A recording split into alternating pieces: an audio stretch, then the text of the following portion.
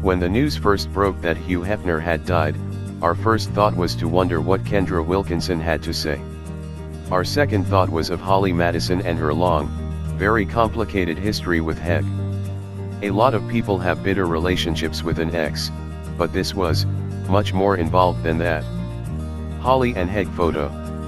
Starting at the age of 20, Holly Madison became one of Hugh Hefner's girlfriends, moving into the Playboy Mansion in 2001. This relationship would last for 7 years. During that time, Holly Madison became a reality star on the E! series, The Girls Next Door.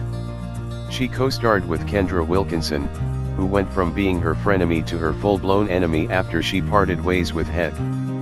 During her relationship, though, on camera and on the surface, everything seemed great for Holly Madison. Holly has since revealed that she was miserable and suffering throughout. Holly Madison attends launch of Jennifer Lopez's residency Jennifer Lopez, All I Have at Planet Hollywood Resort and Casino. In her book, Down the Rabbit Hole, Holly Madison describes her experience within the Playboy Mansion as anything but idyllic. First of all, her initial impression was that being Heg's girlfriend wouldn't involve having sex with him. We don't know exactly how she came to believe that, but she learned that it was not the case. Her first night having sex with Hugh Hefner apparently involved his other girlfriends arranged around him while he, by her description, used marijuana and masturbated while pornography played on 2 large televisions in the room.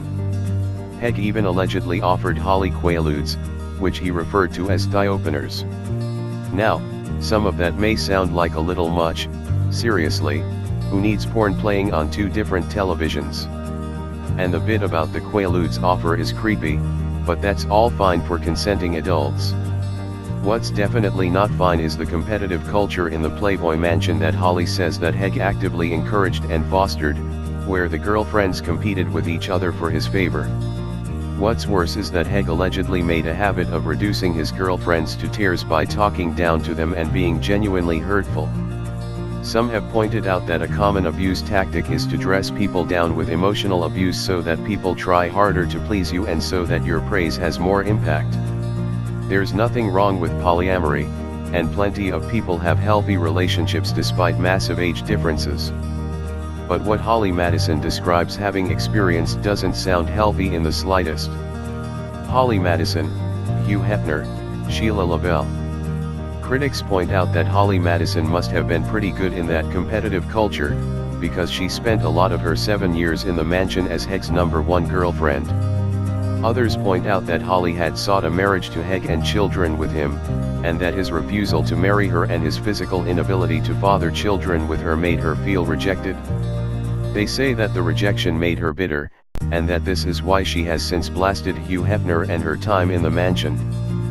Hugh himself accused Holly of having simply fabricated her negative experiences in order to cling to fame. And, obviously, Holly's criticisms of that time are the primary source of her long-standing feud with Kendra Wilkinson.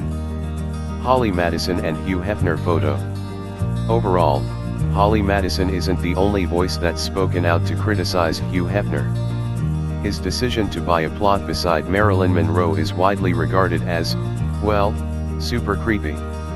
Especially considering that Heg launched his magazine after purchasing nude photos that Marilyn had taken when she was a broke teenager.